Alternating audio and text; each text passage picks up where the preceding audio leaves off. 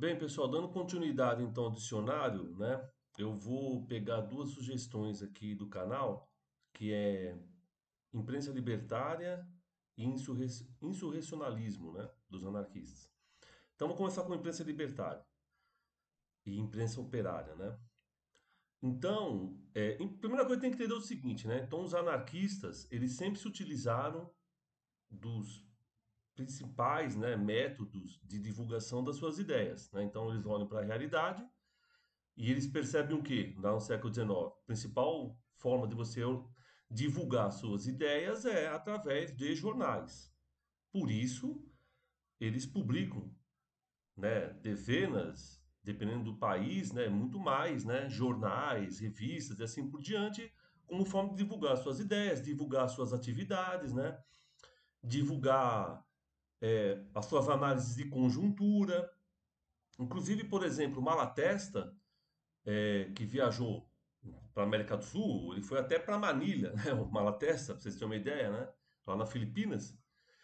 Então, onde ele ia, ele logo já, né, fundava um jornal como forma de divulgar suas ideias. Então, por isso que quando você vai ler o Malatesta, a maior parte do que ele está falando foi escrito em jornais, né? Então, ele já tinha essa prática, né, de escrever em jornais operários, em jornais ou mesmo jornais puramente anarquistas, né, para divulgar as polêmicas que ele tinha na época com os socialistas, depois, na década de 10, 20, né, com os comunistas, enfim. Então ele está, né, tentando a todo momento se utilizar de um dos veículos, né, como uma forma de fazer com que chegassem para mais trabalhadores, né, porque ele estava muito focado naquele momento com a organização da classe operária, ok? Por isso que vários jornais existem até hoje, né, como La Protesta na Argentina, foram criados pelo Malatesta.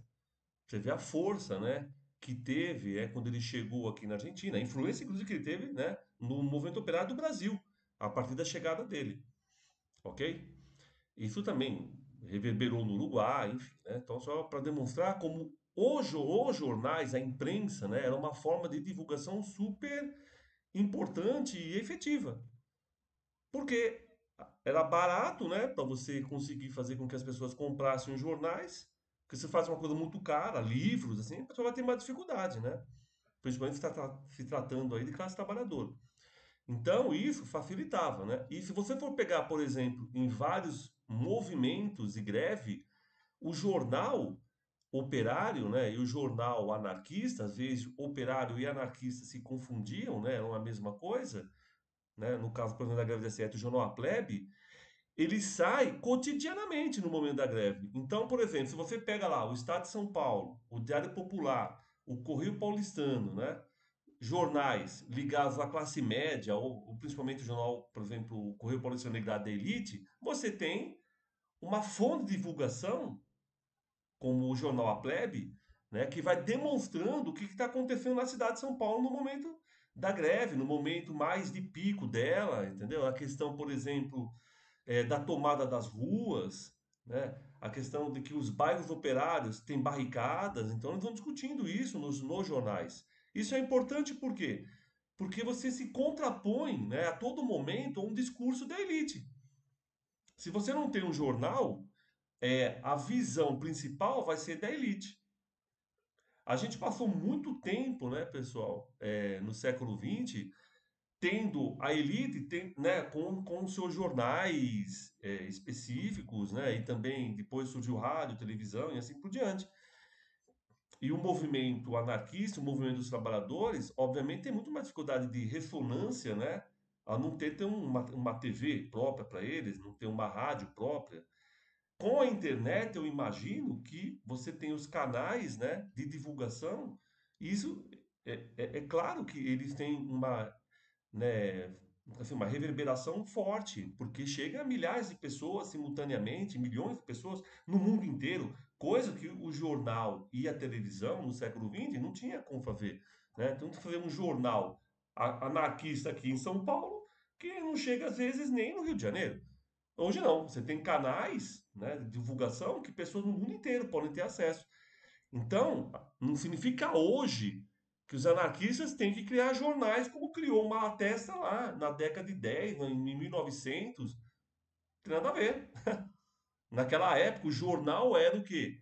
Era o principal veículo de divulgação e ele era barato, então ele tinha acesso a maior parte da classe trabalhadora. Hoje não faz sentido criar um jornal, mas faz sentido você ter canais de YouTube para que mais pessoas tenham acesso a essas ideias, ok? Enfim, então eu acho, né, que a imprensa operária, a imprensa anarquista, né, teve uma importância muito grande e ela demonstra para a gente o quê? Que quanto maior a divulgação das nossas ideias, quanto mais elas estiverem, né, plugadas na realidade, e elas estavam lá naquele momento, é evidente, né, mais pessoas estão com a gente, né, para fazer manifestações a partir dos interesses desses trabalhadores, a gente, né, congregar e fazer as coisas rolarem, acontecerem, enfim, né? Então, lembrando que o jornal teve essa força porque ele era de um valor baixo, né, e ele conseguia ter acesso a centenas, milhares de pessoas. E hoje, obviamente, não é mais jornal, é um canal de YouTube, enfim, né? Uma das possibilidades da gente transmitir as nossas ideias, o que nós acreditamos e assim por diante. Beleza? Então, achei legal essa sugestão, e aí eu estou fazendo um vídeo pequeno, obviamente, né? Sobre a importância da imprensa operária, da imprensa anarquista no século XIX, no início do século XX, né? A sua força entre os trabalhadores, ok? Esse processo de crescimento, então, das publicações, que fez com que o movimento operário se organizasse, as ideias anarquistas chegassem cada vez mais forte, né? E pensando em 2023, logo daqui a um mês e pouco, 2024, né? Quais são as novas possibilidades de transmissão de nossas ideias? Eu estou falando aqui de canais, mas com certeza podem ter outras, né? Para a gente pensar. Ok? Então era isso aí. Um abraço a todos e todas.